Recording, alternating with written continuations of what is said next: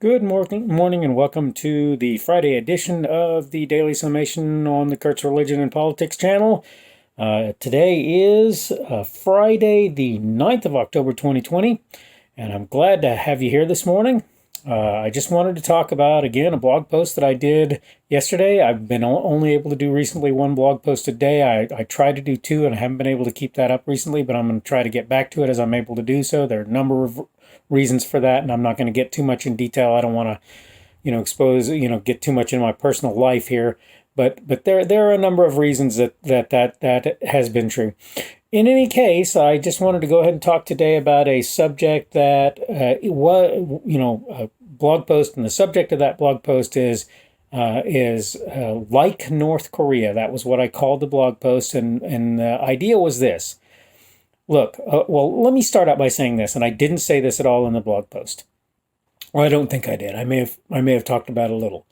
I was 9 years in the United States Air Force. I was 2 years in the Republic of Korea.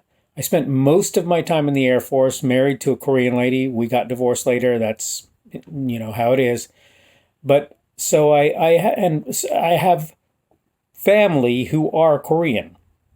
My two oldest kids are half Korean, so I have a little bit of understanding of Korea, just a little bit. I'm not going to say that North Korea is a super well-known thing for me, but I think I have enough understanding of what has gone on there, what is going on there, to be able to talk about it, not necessarily horribly authoritatively, but, as a person who's moderately well-informed of what happened and is happening in that country. And I bring this up for a simple reason. Well, obviously it's the subject of the blog post, but what is the blog post actually really about? Well, it's about the idea that even a poor person in the United States could compare themselves to a citizen of North Korea and find themselves in worse shape than that individual, right? To begin with. That's the first thing that I talk about. Let me just tell you straight up, that's not the case. The poorest people in this country are better off than some people who are considered relatively well off in the not the Republic of Korea, but the DPRK, North Korea, right? And so that idea alone is pretty broken.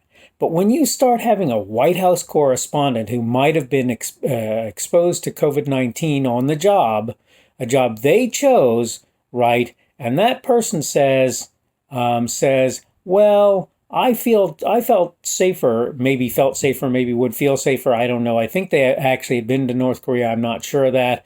But I felt safer in North Korea than I do in the United States, where in a place where, I'm potentially exposed to COVID-19. This is possibly one of the more ridiculous presentations I've heard in a very, very long time. Look, I said in the article, there's this reality that anybody who knows very much of anything about North Korea knows, and that is that there are people literally in that country, much like what happened in the USSR, right, who just disappear one day. They just go away. They're just gone. They're never seen again, and nobody knows what happened. It's assumed that they died. They may have ended up in a prison camp somewhere, in a work camp, labor camp somewhere. Like I said in my blog read here, gulag, right? But the point is, they just went away. And their kids, if they have any kind of wisdom or understanding at all, if they have their other parents still, even though they're probably at a horrible disadvantage considering what happened, they're thanking God for the fact that they still have a parent left, knowing very well that not only could the other parent have been taken away, but in fact the children themselves could have been put in work camps or killed or whatever for perceived wrongs. And I want to make sure that I make that clear. It's not even really necessarily wrongs, right? It's literally things that somebody says, your children goes to school and slips and says something, and a teacher hears something and has to report it. It's a requirement they report it, and if they don't, they get in trouble if anybody finds out. So they, in their fear, report that this thing was said, and the child is interviewed, and the result is that the parent is found to have broken some or to be perceived at least to have broken some rule, regulation, whatever. And the result is that that individual may very well find themselves in a labor camp, may die, depending on the circumstances. And I'm here to tell you that may not be a pretty thing, the way that they die. There may be torture involved, right, and various other things. And all of this is done as a calculated attempt to keep the people where they're wanted, where the government wants them to be. I said too, look, even if you compare yourself to some of the better off people in North Korea, the thing that you have to keep in mind is if you're a member of the party in good standing, member of the Communist Party in good standing, and you are in a good place, making good money and so forth, and you're perceived to have made some sort of mistake or misstep, guess what? Because you're a member of the party, you actually have to constantly concern yourself about whether or not you're going to undergo some sort of not remediation, but because it's not remedial what they're doing, some sort of retraining, whatever you want to say, as a result of the fact that that they perceive you to have done that. So even if you're in good standing, right, there's a possibility that you will end up getting really in trouble if you're not very, very careful what you do all the time in North Korea. That's just a reality of life. And again, so getting back to the thing that I was saying, that child whose dad or mom ended up being just disappearing, going to a prison camp, dying, potentially being tortured. They're thanking God that they still have the other parent. There are those who don't, right, who lose both parents. And so now you've got kids who are potentially without, right, any parents. So they're trying to find their way in the world with basically nobody there to help them at all. The state is all they've got at that point, and the state doesn't really care much of the time. And here's the thing. Let's say you're not one of those people. Okay, let's say you've never had to worry about the Communist Party coming down on you and deciding that you've done something wrong. Are you still possibly, or maybe even probably, starving? Do you still freeze in the wintertime in your little hut because you can't find ways to heat the place? Are you still eating rats or whatever else can be found around you in order to survive, because otherwise you will have no food?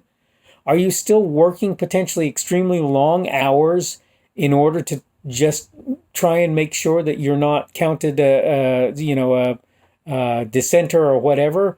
Do you still have to constantly pay attention to what you're saying? Is there probably a picture of Dear Leader on your wall because you must have it there if you wish to stay within the law, right? Literally within the law.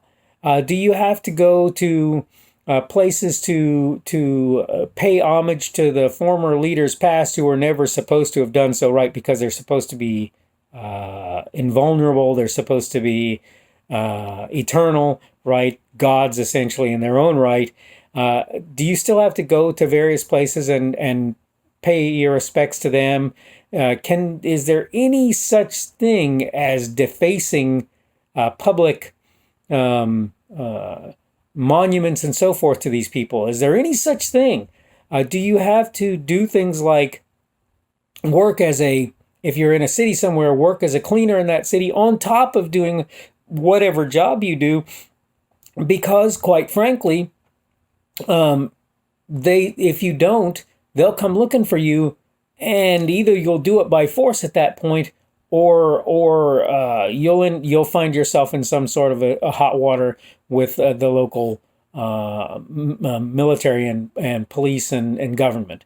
So the point of all of this is really simple. If you think that you have the right to compare yourself to a citizen of the DPRK, I urge you to talk to expatriates who are now in the United States about what it was like to live their lives. And I'm here to tell you that if you think that that's going to be a pretty conversation, it only will be, because by and large, they're probably going to be very polite about what they say.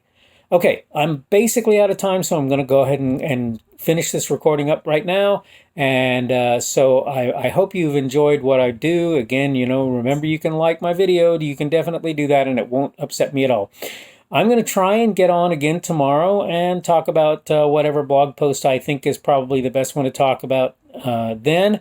And that will be the 10th of October, and it'll be a Saturday.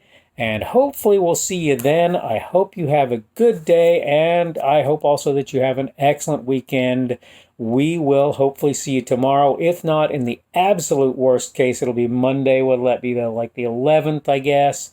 So hopefully we'll see you then. You have a great day.